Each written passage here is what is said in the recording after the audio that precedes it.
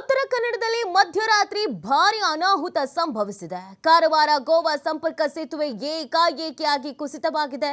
ಮಧ್ಯರಾತ್ರಿ ಕುಸಿದು ಬಿದ್ದಿರುವಂತಹ ಕೋಡಿಭಾಗ್ ಸೇತುವೆ. ಉತ್ತರ ಕನ್ನಡದಲ್ಲಿ ಮಧ್ಯರಾತ್ರಿ ಭಾರಿ ಅನಾಹುತ ಸಂಭವಿಸಿರುವಂತದ್ದು. ಮಳೆ ಹೆಚ್ಚಾದಂತ ಹಿನ್ನೆಲೆಯಲ್ಲಿ ಏಕಾಏಕಿಯಾಗಿ ಕಾರವಾರ ಗೋವಾ ಸಂಪರ್ಕ ಸೇತುವೆ ಕುಸಿತವಾಗ್ಬಿಟ್ಟಿದೆ. ಮಧ್ಯರಾತ್ರಿ ಕುಸಿದು ಬಿದ್ದಿದೆ ಕೋಡಿಭಾಗ್ ಸೇತುವೆ. ಕಾಳಿ ನದಿಗೆ ಅಡ್ಡಲಾಗಿ ಕಟ್ಟಿರುವಂತಹ ಸೇತುವೆ ಇದು. ಚಾಲಕ ಸಮೇತ ಕಾಳಿ ನದಿಗೆ ಬಿದ್ದ ಲಾರಿ. ಮೀನುಗಾರರ ನೆರವಿನಿಂದ ಚಾಲಕನನ್ನ ರಕ್ಷಿಸಿದ್ದಾರೆ ಪೊಲೀಸರು. ಮತ್ತಷ್ಟು ವಾಹನಗಳು ನೀರಿಗೆ ಬಿದ್ದಿರುವಂತಹ ಶಂಕೆಯನ್ನ ಕೂಡ ವ್ಯಕ್ತಪಡಿಸಲಾಗ್ತಾ ಇದೆ.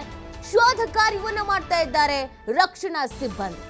ನೋಡಿ, ನಿರಂತರವಾಗಿ ಮಳೆ ಆಗ್ತಿರುವಂತಹ ಹಿನ್ನೆಲೆಯಲ್ಲಿ ಸಾಕಷ್ಟು ಅನಾಹುತಗಳು ಸಂಭವಿಸ್ತಾ ಇದೆ.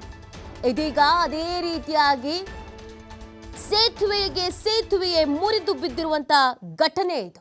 ಕಾಳಿ ನದಿಗೆ ಅಡ್ಡಲಾಗಿ ಕಟ್ಟಿರುವಂತ ಸೇತುವೆ ನೀವು ದೃಶ್ಯದಲ್ಲಿ ಗಮನಿಸ್ತಾ ಇದ್ರೆ ಎಷ್ಟು ಭಯಾನಕವಾಗಿದೆ ಅನ್ನೋದನ್ನ ನೀವು ನೋಡ್ತಾ ಇರಬಹುದು. ಅಲ್ಲಿನ ಪರಿಸ್ಥಿತಿ ಈಗ ಲಾರಿ ಬಿದ್ದಿತ್ತು ಅನ್ನೋದನ್ನು ಹೇಳಲಾಗ್ತಾ ಇದೆ.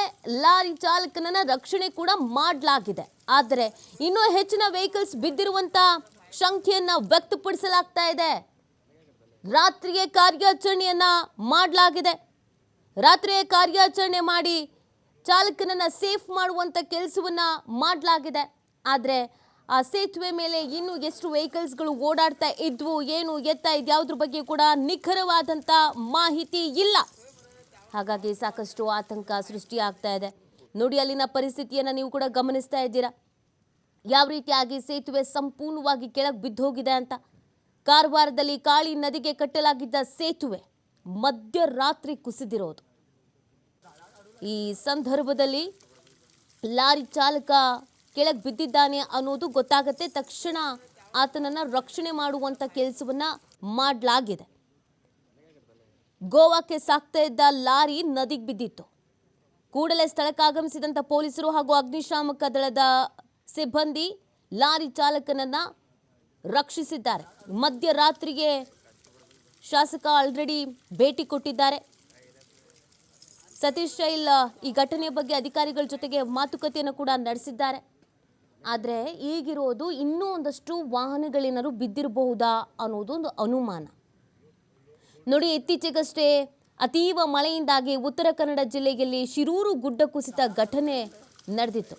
ಆ ಘಟನೆ ಮಾಸುವ ಮುನ್ನವೇ ಜಿಲ್ಲೆಯಲ್ಲಿ ಮತ್ತೊಂದು ಅವಘಡ ಸಂಭವಿಸಿರೋದು.